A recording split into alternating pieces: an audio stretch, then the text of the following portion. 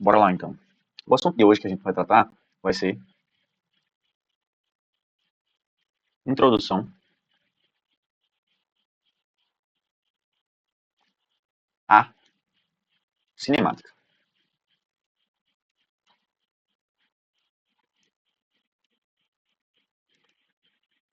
Então, como a gente está falando de introdução é introduzir algo, e aí esse algo que a gente vai tratar agora vai ser exatamente o conteúdo de cinemática.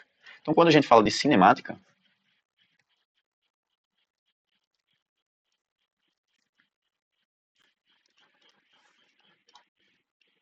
o prefixo cine ele vai ter uma importância aqui muito grande, porque esse prefixo cine ele significa movimento. Então, tudo que tiver esse prefixo cine aí vai ter algo relacionado a movimento. Por exemplo, existe um tipo de energia que a gente vai estudar lá na frente chamado energia cinética. E essa energia cinética ela está muito relacionada a corpos que têm uma certa velocidade, ou seja, corpos que estão em movimento, certo? Quando você escuta a palavra cinema também, tem o prefixo cine, cinema. Então, esse cine aí do cinema significa movimento, certo? Mas, quando a gente for estudar cinemática, que aí está muito relacionado ao estudo do movimento, a gente vai ver que esse movimento ele vai ser relativo, certo? Então, nem toda vez que a gente vê algo com uma certa velocidade, a gente pode dizer que aquilo está de fato acontecendo um movimento daquele imóvel, certo? Para que a gente saiba se de fato está acontecendo um movimento ou se aquele imóvel está parado ali, a gente tem que ter noção de um conceito muito importante, que é o conceito de referencial.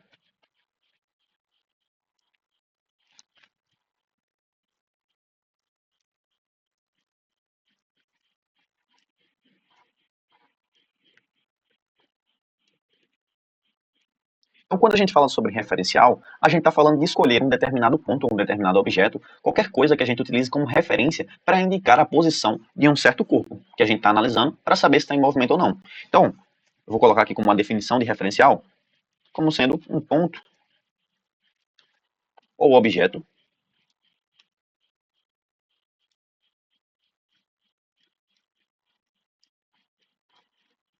de referência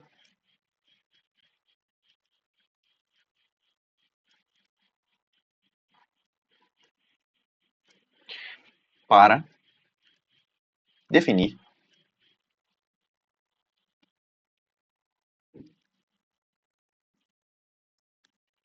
a posição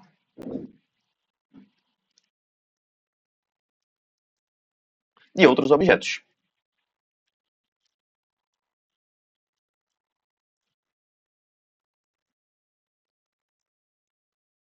certo?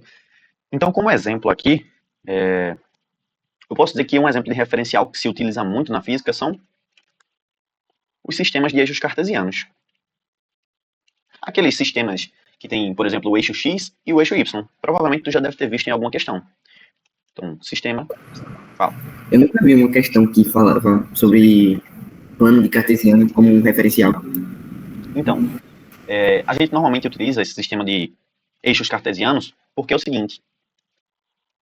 Deixa eu escrever aqui que eu coloco o desenho. Sistemas. Porque é ele que vai definir se o movimento vai ser ou retrógrado ou progressivo. Não. Mas vai ser ele, esse sistema de eixos cartesianos, que vai definir a posição de um objeto. Então, percebe que aqui quando eu falo de referencial, eu estou falando aqui sobre ponto de referência para que a gente possa definir a posição de outros objetos. Vou fazer um desenho aqui que tu vai compreender mais fácil. Sistema de eixos cartesianos.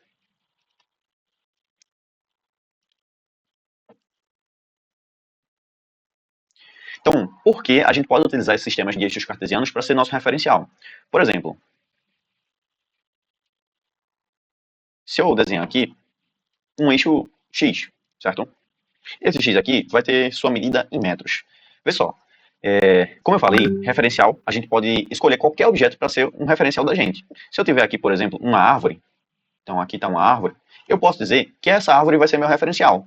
Então, nessa árvore daqui, eu vou dizer que, de acordo com o meu eixo daqui x, ela vai ser o meu ponto zero. Ou seja, ela vai desempenhar um papel muito importante aí, que vai ser a origem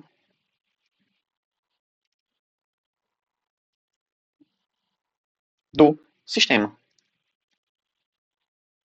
E aí, depois dessa árvore, eu posso ter qualquer coordenada aqui, ó. 1, 2, 3 e assim por diante. Ou seja, eu defini meu referencial, meu ponto de referência, como sendo essa árvore. Só que para definir a posição, eu usei um eixo cartesiano. Eu usei um eixo X, tá bom? E desse eixo X, eu vou poder especificar qualquer posição que eu quiser. Posição 1, posição 2, posição 3, até mesmo posições negativas. Menos 1, menos 2, menos 3 e assim por diante. Massa? Legal. Então, uma coisa muito importante vai ser você escolher seu referencial. Percebe que aqui eu escolhi essa árvore daqui. Só que você poderia escolher qualquer outra coisa. Se você está aí no seu quarto, você provavelmente tem sua cama, tem seu computador, enfim, qualquer coisa. Você pode escolher a dedo qual vai ser seu referencial. E aí, sei lá, se você está sentado na sua cadeira e o seu referencial está parado, você provavelmente vai estar parado também. Mas se você começa a andar em relação ao seu referencial, sua cama está lá, você escolheu sua cama como referencial e você começa a se aproximar da cama, observe que agora você está mudando sua posição em relação a esse referencial.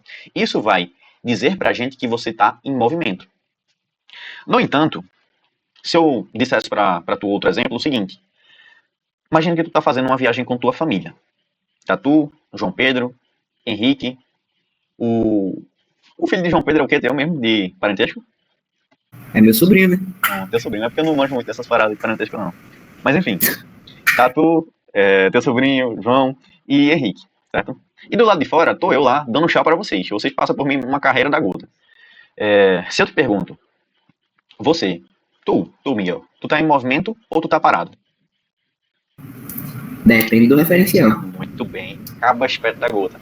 Essa pergunta é a pergunta crucial que tu tem que se fazer. Quem é o meu referencial que eu tô querendo associar à concepção de movimento ou de repouso aí? Vai ser Henrique? Vai ser teu sobrinho? Vai ser eu?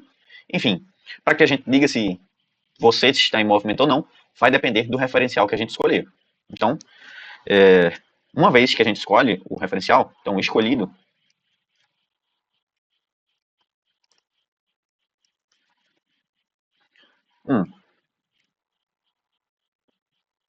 referencial, a gente pode então definir o que é movimento e o que é repouso. Então, movimento,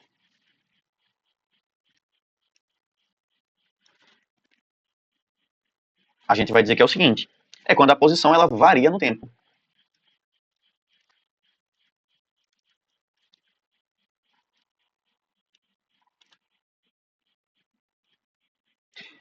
E repouso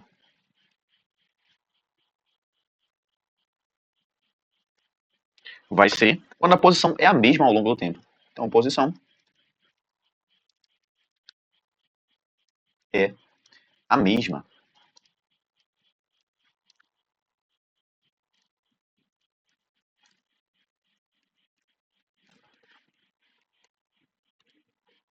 Então, voltando para aquele exemplo, imagina que eu tivesse um cronômetro. E aí eu clico nesse cronômetro e então tu vai passar por mim. Tu, dentro do carro, vai passar por mim.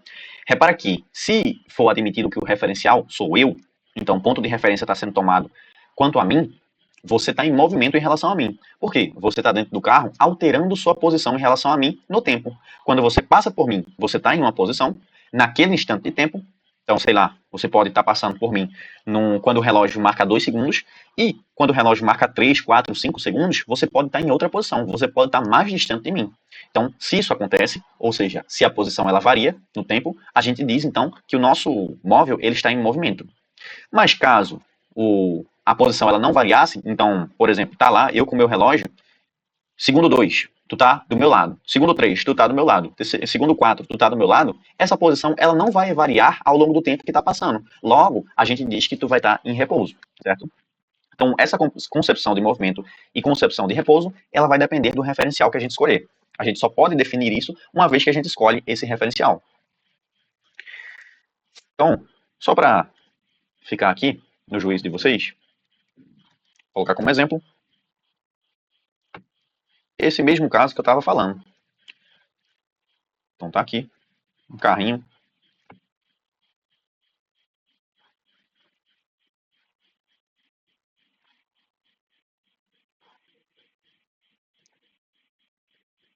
Aí dentro, em vez da tua família toda, eu vou colocar tu, vou colocar Sofia também, já que ela não tá aqui, vou aproveitar e vou citar o nome dela. Então aqui dentro está Miguel. E aqui dentro está Sofia. Eles dois, muito estudiosos, estão... Eita, Sofia tem um cabelo, cabelinho. Miguel tem um cabelo pequeno. Então, aqui é Sofia. Aqui é Miguel. E os dois, como são muito estudiosos, eles estão dentro desse carro aí, se movendo para... Eu não sei se eu posso dar spoiler, mas se movendo para eventos futuros que terão aí de estudos. Vocês muito inteligentes vão estar conversando exatamente sobre física, que é a melhor matéria. Enquanto isso, Pedro, ele vai estar aqui do lado de fora, dando um tchauzinho para vocês. Então, o que a gente pode dizer? Se esse carro aqui está se movendo, a gente pode dizer que Miguel, que está sentado lá no banco, ele está em repouso. Mas em relação a quem? A Sofia. Então ele está em repouso.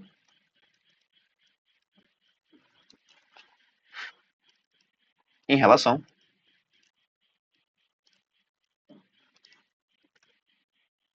a Sofia. Certo? Mas se a gente mudar o referencial, em vez de Sofia, que a gente escolheu para o primeiro referencial, a gente escolher Pedro, o que é que vai acontecer? Miguel, agora, ele vai mudar sua concepção. Ele não vai estar mais em repouso. Mas Miguel está em movimento.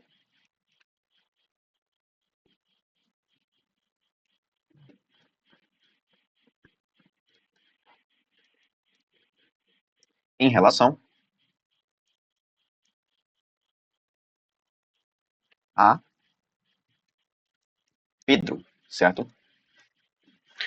Então, essa questão de concepção de movimento de repouso, é muito importante você alencar o referencial que você está escolhendo, certo?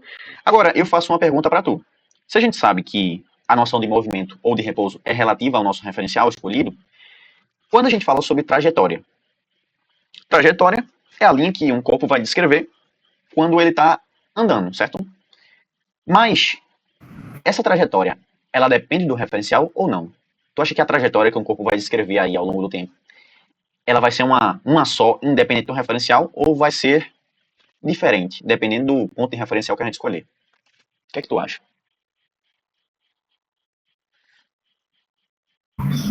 Eu acho que não faz diferença o referencial. Por quê? Porque assim, isso inclusive era um bagulho que eu tava pensando agora há pouco. Porque ele não faz muita diferença, beleza. Com relação a mim, eu vou estar sempre em repouso dentro do carro. Sendo que, velho, vai chegar um momento que, tipo, se eu estiver fazendo uma viagem daqui pra Recife, vai chegar um momento que eu vou estar em Recife. Sim. E, diga mais. Eu acho que é só isso, né? Eu acho que é só isso. Tá. Vamos para esse exemplo do carro, então, que aí depois eu vou para outros exemplos para a gente dialogar mais. Então, pessoal, já que tu citasse esse exemplo do carro, vamos lá. Quando a gente escolheu o referencial sendo Sofia, tua posição, ela se manteve sempre a mesma, não foi? Porque sempre Sim. tu estava aqui a uma certa distância de Sofia. Não mudava. Então ela se manteve sempre a mesma. Ou seja, o caminho todinho, não importa o caminho aí que tu andasse, tu estaria na mesma distância em relação a Sofia. Então, ó, tu não mudaria a tua posição. Isso significaria que tua trajetória seria a mesma em toda a viagem.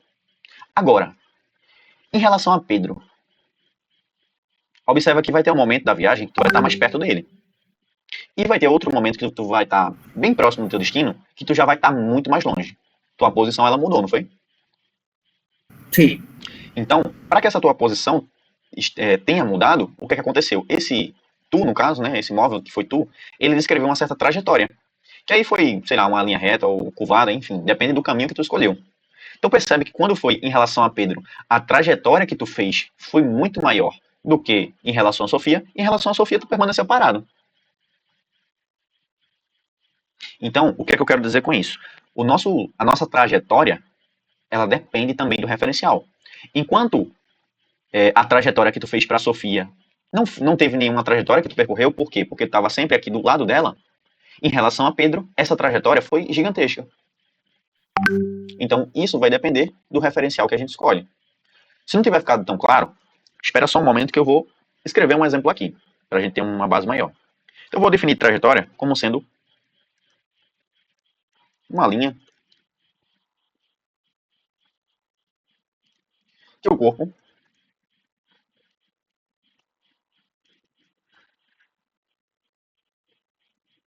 descreve em relação ao referencial.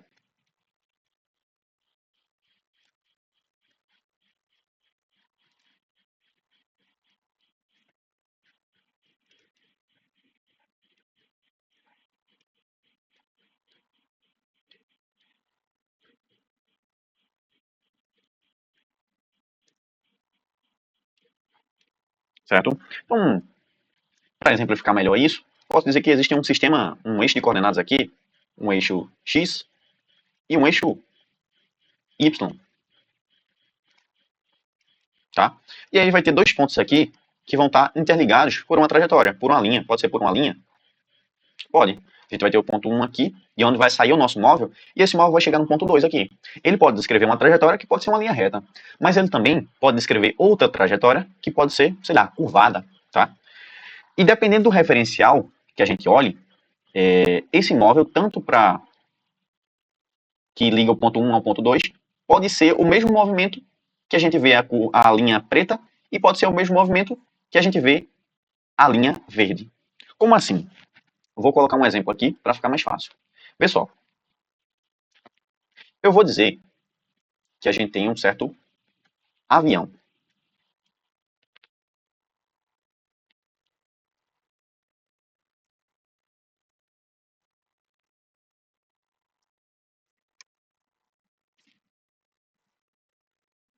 E esse avião vai ter aqui suas hélices, eu acho que é hélices o nome disso, né? Enfim, turbinas, não sei. Enfim. E elas vão estar aqui rodando. Tu vai falar? Não. Tá? Elas vão estar aqui rodando. Eu quero que tu pense comigo agora o seguinte. Se eu estiver aqui de frente pro avião sempre, eu tô aqui, de frente pro avião, tô olhando essas hélices daqui girarem. Percebe que se eu analisar um ponto aqui, esse ponto aqui, que eu vou colocar de vermelho, esse ponto aqui vai estar sempre descrevendo uma trajetória circular, concorda? Se eu olhar aqui de frente, esse ponto daqui vai estar sempre girando. Então a trajetória dele vai ser sempre assim, circular, concorda? Concordo. Certo. Agora, eu vou dizer o seguinte. Se em vez de eu estar aqui na frente, eu olhar de perfil, como é a trajetória, que eu vou ver que esse ponto daqui, ele vai expressar. Será que vai ser um círculo novamente? A trajetória que esse ponto daqui vai expressar vai ser o seguinte. Ele vai estar se movendo em círculo se a gente olhar de frente. Só que ao mesmo tempo, olha, o que é que acontece? O avião, ele continua indo para frente. Então é como se ele executasse uma volta, aí depois vem e o avião vai indo para frente. Tá ligado? Na verdade, ele começa de trás, né? Ele tá aqui atrás, aí o avião vai indo para frente. E assim a gente vê a trajetória que esse ponto vai descrever, que vai ser essa. Sacou? Ok. Então, dependendo do ponto de vista que a gente olhe, ou em outras palavras, dependendo do referencial que a gente escolha, porque antes a gente escolheu um referencial como sendo aqui, ó, na frente, e agora a gente escolheu um referencial como sendo do lado, essa trajetória que esse corpo descreveu foi diferente. Então, quando a gente for analisar a trajetória que um corpo for descrever, é muito importante que a gente analise o referencial que a gente vai escolher para analisar essa trajetória. Beleza? Beleza. Então, vou colocar aqui, ó. Vista de frente, quando a gente viu de frente esse ponto vermelho, o que é que a gente viu? A gente viu uma trajetória que era circular. Tá? Já quando a gente viu uma vista lateral, o que é que aconteceu? A gente começou a ver o movimento com uma trajetória assim, ó, que era helicoidal. Então, a gente conclui que a trajetória ela vai depender do referencial que a gente escolher. Bom, para que a gente pense um pouquinho mais sobre esse conceito de trajetória, eu vou colocar outro exemplo aqui.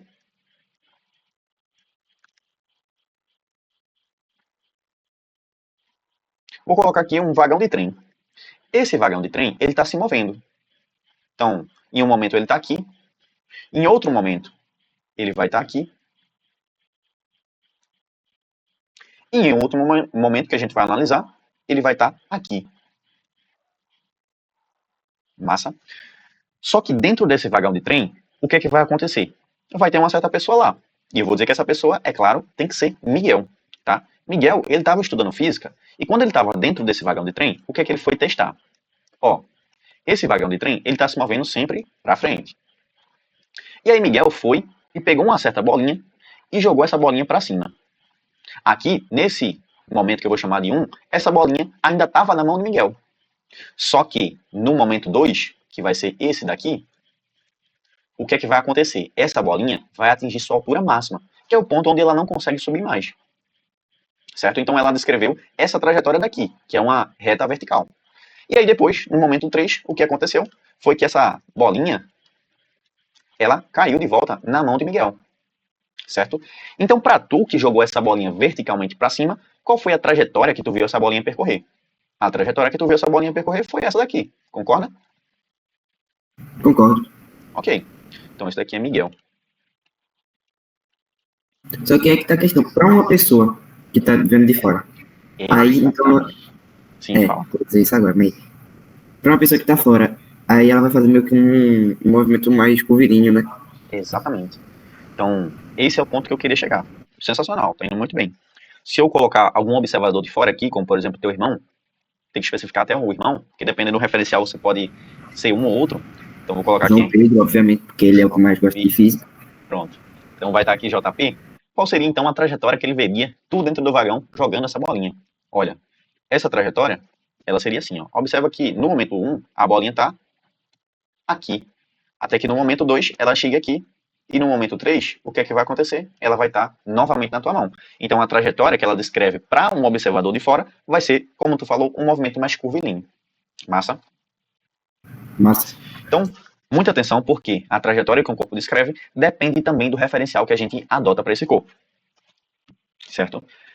Bom, essa concepção aqui de referencial, de movimento, de posição, é muito importante para a gente, tá? Principalmente essa questão de posição e associada a um referencial. Porque quando a gente escolhe um ponto de referência para definir o movimento ou não, a gente vem linkado toda a concepção de posição. Posição é o lugar naquele espaço que a gente está. Então, quando a gente varia essa posição, sei lá, quando a gente aumenta o espaço, isso aí com o tempo rodando, é claro, a gente está em movimento. E existe uma coisa que está muito associada ao movimento, que é a velocidade. Então, a gente vai começar a estudar um pouco sobre velocidade. Mas, para que eu comece a falar sobre ela, é muito importante que a gente entenda o que é deslocamento.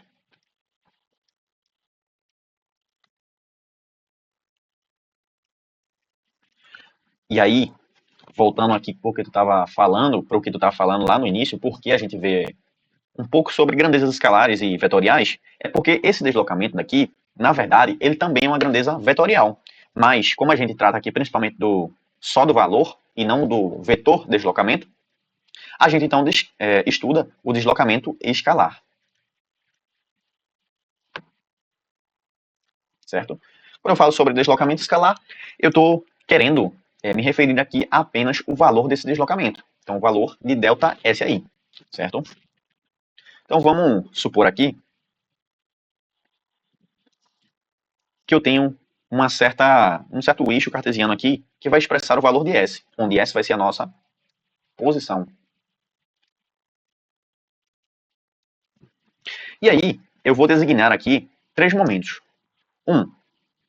Que aqui vai ser o zero, vai ser então a origem do nosso sistema, e aí esse termo origem é bem importante para a gente, porque ela é basicamente o começo do nosso sistema ali, certo? O começo o nosso referencial, o ponto que a gente escolhe para ser nosso referencial. Por que eu falo que é importante? Porque lá para frente a gente vai ver que existem gráficos que expressam o movimento dos corpos. E aí quando uma reta que descreve esse movimento aí, ela passa pelo eixo X, ela acaba passando pela origem do nosso sistema. Então, só para ficar atento, esse termo origem do sistema vai aparecer lá na frente. Então, aqui vai ser o zero, ou seja, a nossa origem do sistema vai estar no instante t0. Vai ter aqui também a posição S1 no instante t1. E aqui vai ter a posição que eu vou chamar de S2 no instante t2. Certo? O que é que eu vou fazer aqui? Ixi, o desenho ficou pequeno, deixa eu colocar para cima. O que é que eu vou fazer aqui?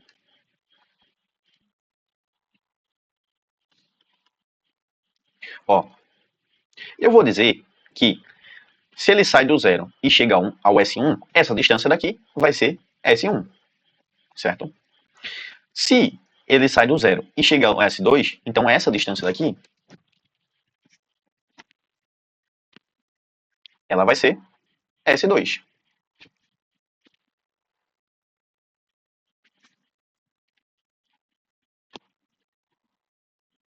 Ó, o que ficou sobrando para a gente, que a gente poderia descobrir aqui, vai ser exatamente esse gap daqui entre S2 e S1. Ou seja, esse espaço daqui que ficou. E esse espaço daqui é o que a gente chama de ΔS. Ou seja, ΔS vai ser exatamente essa diferença entre esses espaços. Se a gente fosse expressar isso de uma forma matemática, esse ΔS aqui seria o S2 menos o S1. Beleza? Agora, de um modo geral, esse delta aqui pode ser expresso como sendo sempre o valor do S final menos o valor do S inicial. O que é que eu quero dizer com isso? Esse delta, ele representa uma variação de estado de uma grandeza.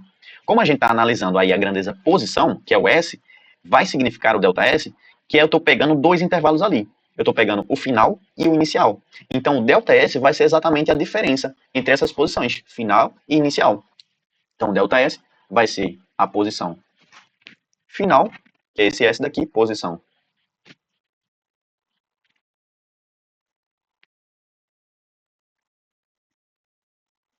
final, menos o S0, que vai ser a nossa posição inicial. Então, é muito importante a gente entender que quando a gente trabalha com esse deslocamento escalar, a gente tem que escolher dois pontos para que a gente possa estabelecer um como final e outro como inicial, tá bom?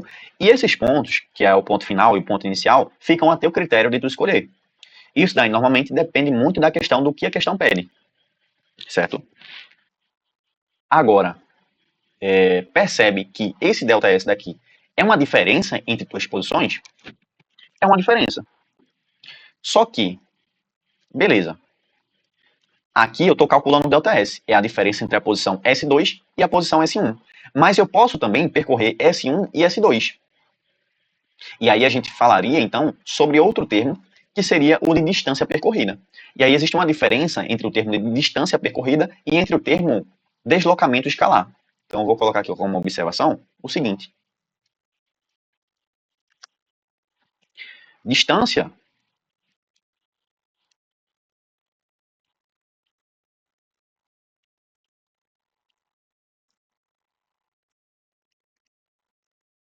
percorrida,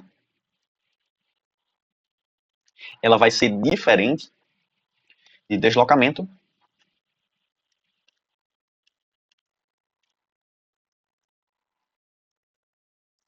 escalar.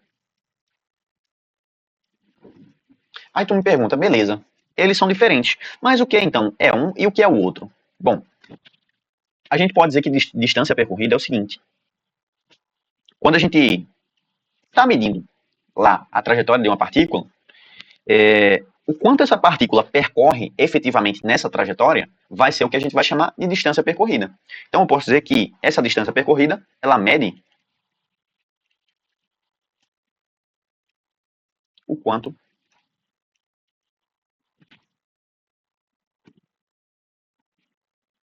a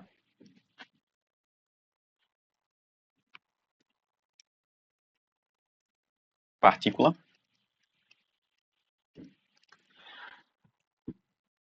percorreu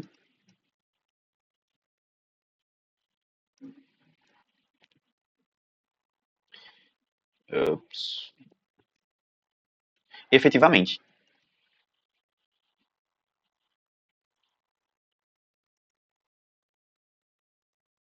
Já quando a gente fala sobre deslocamento escalar, o que é que a gente está querendo dizer? Deslocamento escalar vai ser exatamente, como a gente viu, a variação da posição. Então existe uma diferença aí sutil, mas não tão sutil, entre deslocamento escalar e distância percorrida. Para que isso fique mais claro na cabeça da gente, eu vou colocar um exemplo aqui. Um exemplo. Olha, eu vou colocar aqui uma certa trajetória. E nessa trajetória, eu vou colocar 3 lugares. Um deles, eu vou dizer que é Limoeiro, e eu vou representar pela sigla LIME. Outro deles, eu vou dizer que é Recife, e aqui vai estar representado por Reci. E o outro vai ser João Pessoa, que eu vou representar pelas letras JP. Eu vou dizer o seguinte, Limoeiro está na origem do sistema, que vai estar representado em quilômetro. Enquanto Recife está na posição 70 dessa trajetória. E João Pessoa está na posição 140, certo? O que é que vai acontecer? Eu vou de Limoeiro para Recife. E depois de Recife, eu vou para João Pessoa. Só que, não contente apenas com isso, eu volto de João Pessoa para o Recife. Vamos analisar um pouco do que aconteceu aqui. Olha, se a gente for analisar o deslocamento que houve de Limoeiro para Recife, quanto foi esse deslocamento? De Limoeiro para Recife apenas? 70. 70, perfeito. Então, de Limoeiro para Recife, o nosso deslocamento aqui foi 70 km, certo? E Recife para João Pessoa, qual foi o deslocamento? Foi de 70 também. 70 também, perfeito. 70 km. João Pessoa para Recife, qual foi o deslocamento? 70. Então, basicamente, tu andou 210 km. Calma. Tem certeza que o deslocamento foi 70 de João Pessoa para Recife? E não. E João Pessoa para Recife. E aí? Foi de menos 70. Menos 70, perfeito. Porque aqui, ó, repara que a posição final, que é de Recife aqui, vai ser 70, e a posição inicial é a de João Pessoa, que é 140. Então, quando a gente for calcular esse ΔS, vai ser o quê? O final, que é 170, menos o 140. E isso daqui vai ser um deslocamento de menos 70, certo? Percebe que em cada termo daqui, a gente teve seus respectivos deslocamentos e não necessariamente eles eram iguais. Aqui, por exemplo, deu menos 70. Se a gente fosse calcular um deslocamento absoluto aqui, o deslocamento absoluto seria 70 mais 70 menos 70. Então, 70 mais 70 menos 70. Que ia dar quanto? 70. Só que a distância que tu percorreu não foi só 70. O termo distância percorrida aqui se encaixaria como que valor? 70 mais o módulo desse ΔS daqui. Que daria, aí eu deixo tu responder. 210. 210, perfeito. Então, a distância percorrida aqui, que eu vou chamar de D, ela vai ser 70 mais 70 menos, não, mais no caso, mais o módulo desse deslocamento daqui. Então, vai ser o módulo de menos 70. E isso daqui, quando a gente fala de módulo, a gente está pegando um valor absoluto. Se a gente está pegando um valor absoluto, vai ficar 70 mais 70 mais 70. Isso daqui vai dar 210 quilômetros. Então, de certa forma, eu acertei. Você acertou. Por quê? Porque nesse caso, a gente especificou a distância percorrida. Certo? Mas poderia ter uma questão que fosse sacana contigo e te perguntasse a velocidade de acordo com o ΔS absoluto, que seria o ΔS vetorial. E se a gente fosse especificar isso, ó, o que é que aconteceu? No começo ele estava em 0 e no final ele foi parar em 70. Apesar dele ter percorrido essa distância daqui todinha, no final ele foi parar em 70. Então, em vez de 210, tu ia usar o quê? 70. Saca?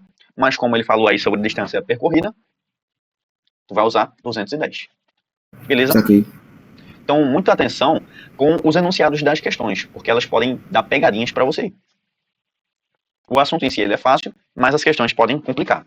E aí, uma coisa que eu recomendo muito é que é o seguinte, a gente nem sempre vai saber quando é que a pegadinha é pegadinha ou quando é de fato uma coisa séria. O melhor que a gente pode fazer é treinar para saber especificar melhor quando querem trollar a gente. E para que isso aconteça, a gente tem que fazer muitas questões. Ver muitos exemplos de questões, porque a gente vai se familiarizar com os enunciados. E aí vai saber quando é para usar distância percorrida, ou deslocamento escalar, deslocamento vetorial. Certo? Então, beleza. Uma vez que a gente já sabe... Pode falar. Tu pode enviar o link do Tópicos da Física? Claro. Foi bom tu avisar isso. Eu não tinha colocado lá, eu vou colocar depois dessa aula, tá bom? Ok.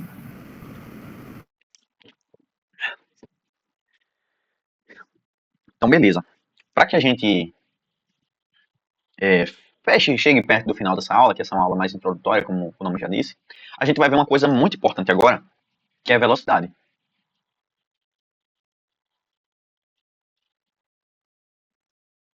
Bom, como a gente está estudando introdução à cinemática, por enquanto a gente vai ver um tipo de velocidade que é chamado velocidade escalar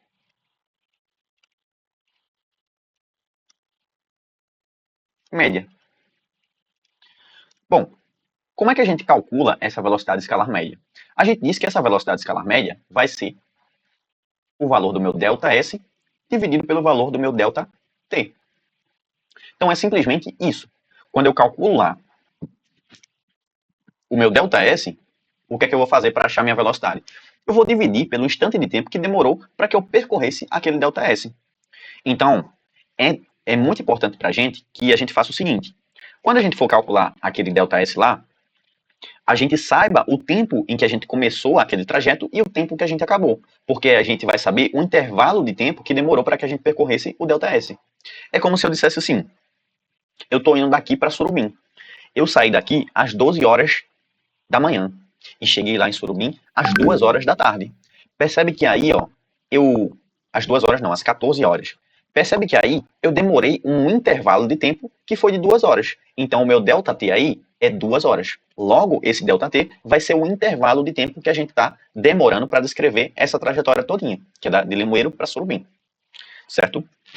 Então, ó, as unidades de medida desses carinhas vão ser ΔS em metros, tempo em segundos, e a velocidade, unidade de medida de velocidade, vai ser metros, então, por segundo, isso daqui no SI. SI, lembrando que é Sistema Internacional de Unidades. Porém, se a gente não for tratar do Sistema Internacional de Unidades, essa velocidade também pode estar em quilômetro por hora. Tá bom? Bom, para que a gente possa lembrar dessa equação mais fácil, a gente pode simplesmente pensar num veículo. Então, no veículo, normalmente a gente vai ter o velocímetro dele. E aí o velocímetro, como o nome já diz, mede a velocidade. As unidades de medida do velocímetro, normalmente, vão estar em quilômetro por hora. E aí lembra, quilômetro é uma unidade de distância, ou deslocamento, e aí vai ser simbolizado aqui pelo nosso ΔS. Já a hora vai ser uma unidade de tempo, que vai ser simbolizada aqui pelo nosso ΔT. Beleza? Pessoal, eu tenho então duas possíveis unidades de medida que eu posso ter para calcular essa velocidade. Mas imagina que eu tenho uma velocidade em km por hora e uma velocidade em metros por segundo. Se eu te desse 100 km por hora e 100 metros por segundo, qual seria maior? Como é que eu posso dizer qual é maior? Tu converte a unidade de medida. Perfeito. Então, para que a gente consiga fazer essa comparação, a gente tem que converter as unidades de medida. Deixa eu só aceitar aqui que alguém entrou. Que alguém tá... Deve ser Pedro. Fala, Pedro. Opa, tá ouvindo? Passei um pouquinho, mas depois eu configuro muito da hora. Vamos embora. Chegou na hora boa. Já citei seu nome aqui 5 vezes. Oxe, cuida. Isso é porque eu tô com raiva de você que você não admite que física é a melhor matéria, né? Mas depois da prova de química eu admito. Pronto. Graças a Deus não. Não sei se dou graças a Deus não. Ah, Maria.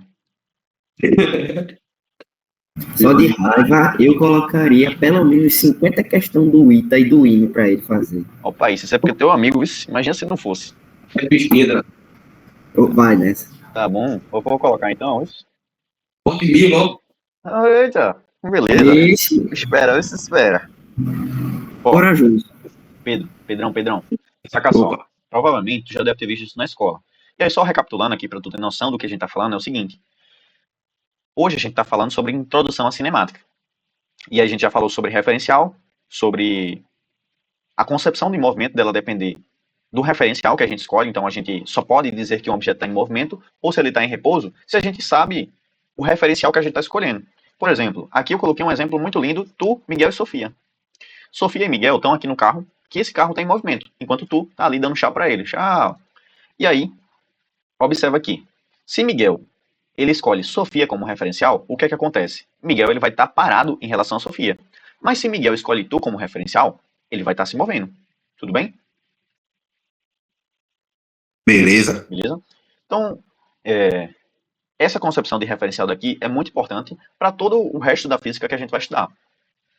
Certo? E aí a gente deu uns exemplos aqui, tal.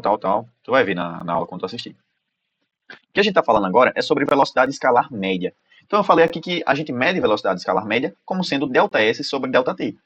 E aí, como eu estava falando com o Miguel, se eu te desse 100 km por hora e 100 metros por segundo, como é que eu saberia qual era a maior dessas duas velocidades?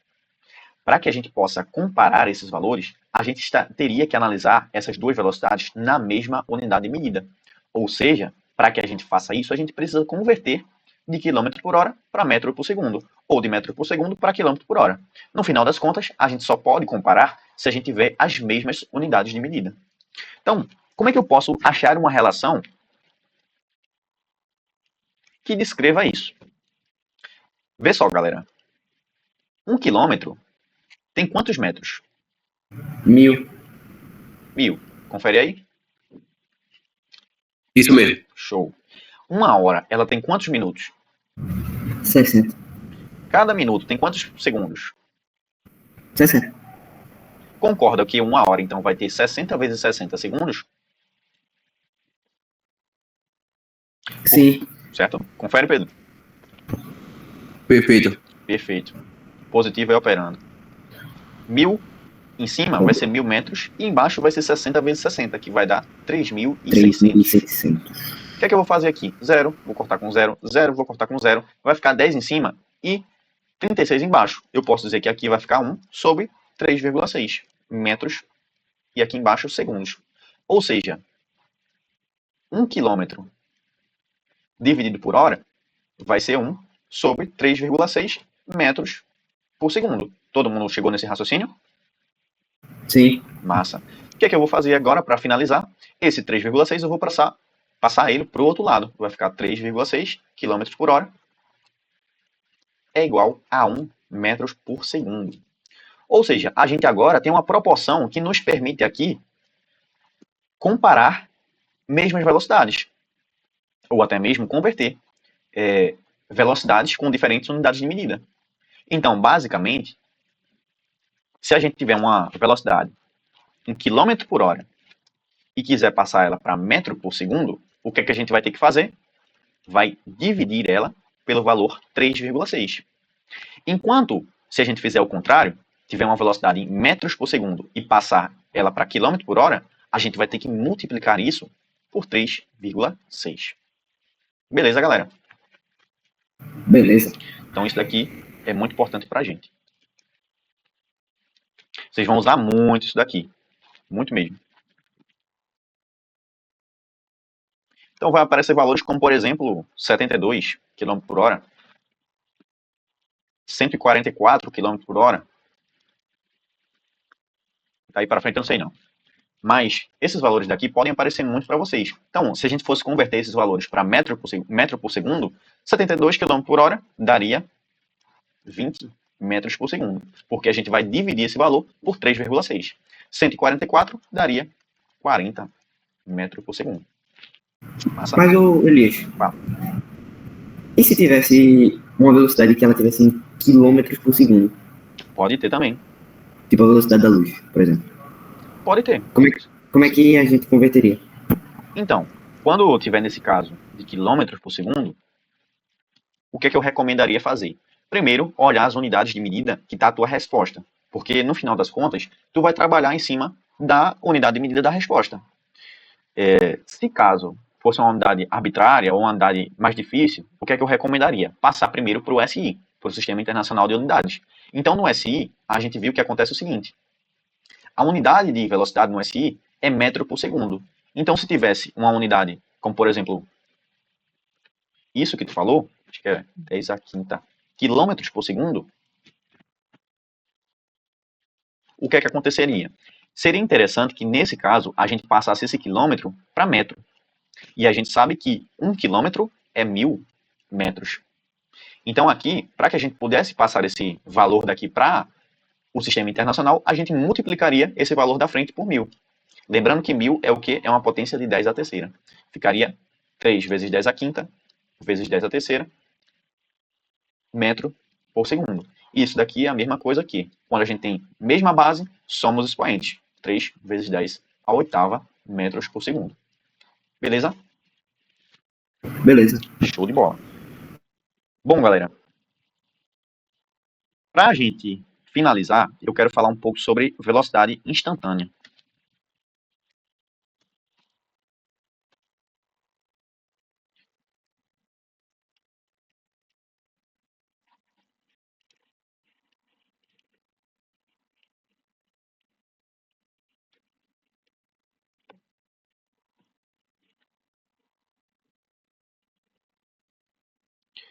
Vê só, quando a gente falou sobre velocidade média, percebe que essa velocidade média, ela não vai ser a mesma que a gente vê lá no velocímetro do carro. Então, se Pedrão, ele estiver lá dirigindo a Porsche dele, porque ele tá ganhando muito dinheiro de Felipe, o que é que vai acontecer? Pedrão, ele vai estar dirigindo a Porsche e no velocímetro vai apontar 100 km por hora. 100 não, 100 muito pouco, 200 km por hora. Só que esse valor de velocidade dali não é um valor de velocidade média.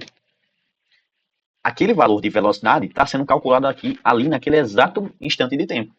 Percebe que quando a gente vai calcular a velocidade média, a gente tem um intervalo de tempo para qual a gente vai calcular aquela velocidade.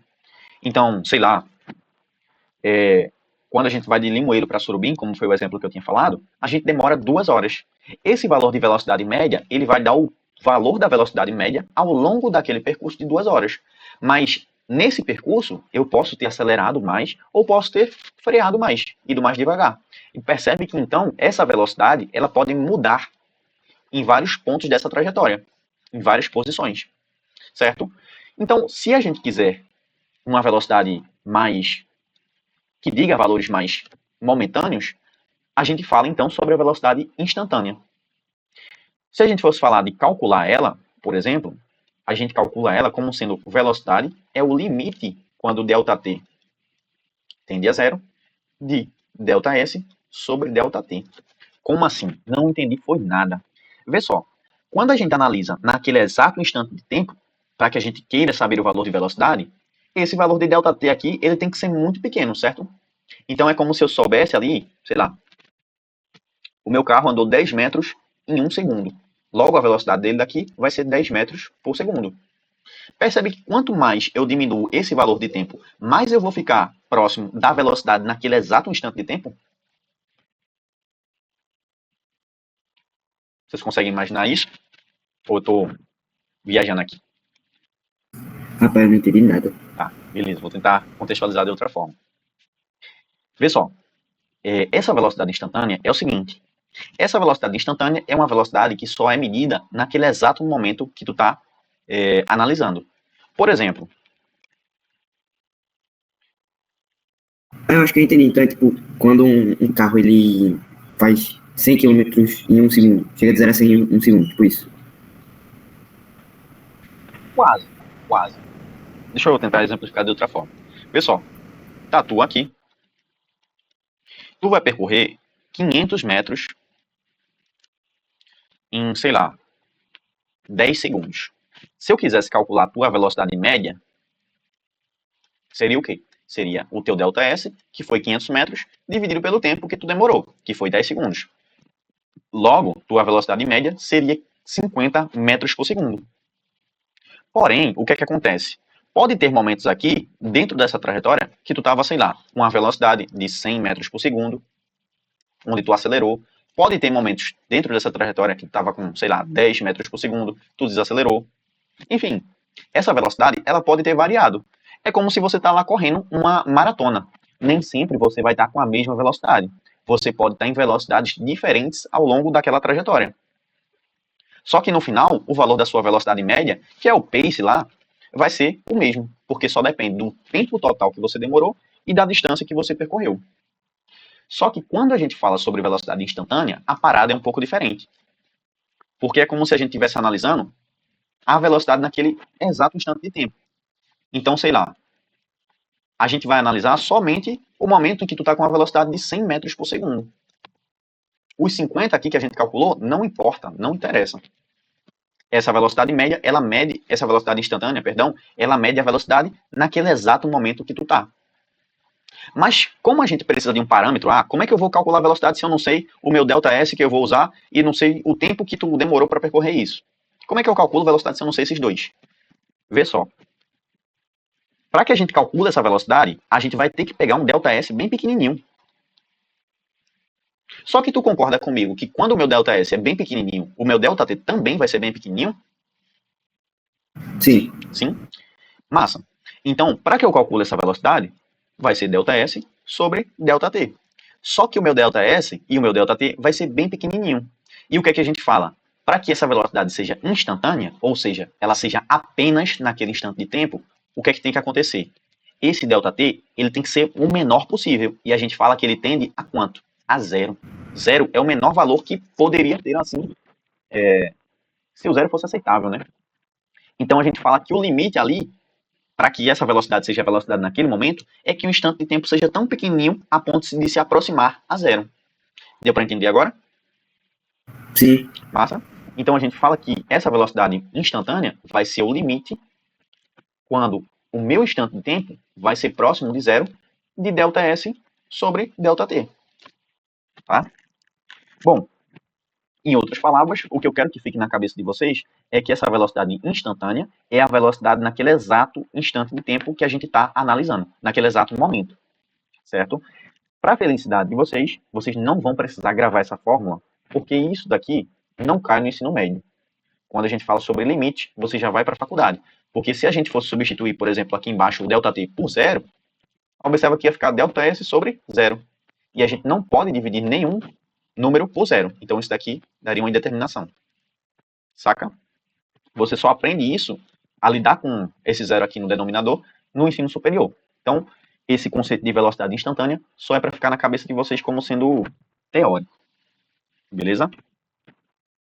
Beleza. Ó, só para a gente finalizar então, eu vou expressar um gráfico aqui.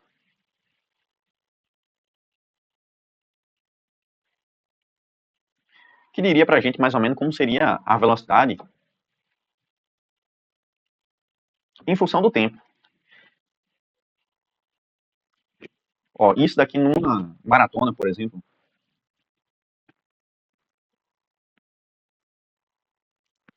Se a gente fosse para aquele exemplo que eu te dei, dos 500 metros em 10 segundos, o que é que ia acontecer? A nossa velocidade média aqui foi 500 dividido por 10. Isso daqui deu 50 metros por segundo. Então, a nossa velocidade média, ela vai ter sempre o mesmo valor aqui, que vai ser 50, lembrando que aqui está em metro por segundo, aqui vai ser 50, aqui vai ser metro por segundo, e aqui vai ser segundo. Então, essa velocidade média, ela vai ter sempre o mesmo valor. Certo? Até o momento que tu finalizar a prova, que vai ser quando tu chegar lá nos 10 segundos. Só que a tua velocidade instantânea, ela pode assumir quaisquer valores. Então, sei lá, inicialmente tu vai começar a partir do repouso, porque tu já não começa a prova correndo. Tu começa a prova com a velocidade inicial zero. Então, do zero, tu pode sair para lá, para cima. Aí depois tu dá uma descansada. Aí depois tu acelera de novo. E assim vai. Até que no final, tua velocidade seja zero novamente.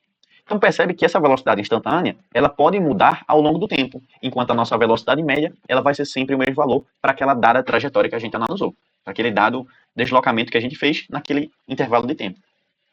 Show? Show. Então é isso, galera. O que eu tinha para falar hoje com vocês era isso. É uma introdução ao assunto de cinemática. E próxima aula a gente já vai continuar com cinemática, vendo o MRU. E eu espero que a gente chegue logo em MRUV, porque é um dos assuntos que mais cai, um dos assuntos mais importantes do primeiro ano. Então, quando chegar em MRU e MRUV, eu vou passar uma ficha para vocês, uma ficha já com as questões boas, um nível bom. Quero ver como é que vocês se saem com essa ficha. E aí eu vou apertar o pé com vocês, dependendo da forma como vocês se saírem. Gostaria de perguntar se ficou alguma dúvida da aula de hoje, ou se quaisquer dúvidas que vocês tiverem na cabeça aí, caso tenha. Não, ele ficou não. Não tenho nenhuma dúvida, não. Tá bom. Ótimo.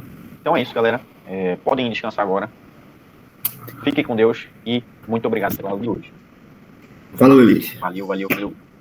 Até a próxima. Valeu, Elias. Valeu. Tu sabe quando é que essa aula entra no Drive? Essa? Aham.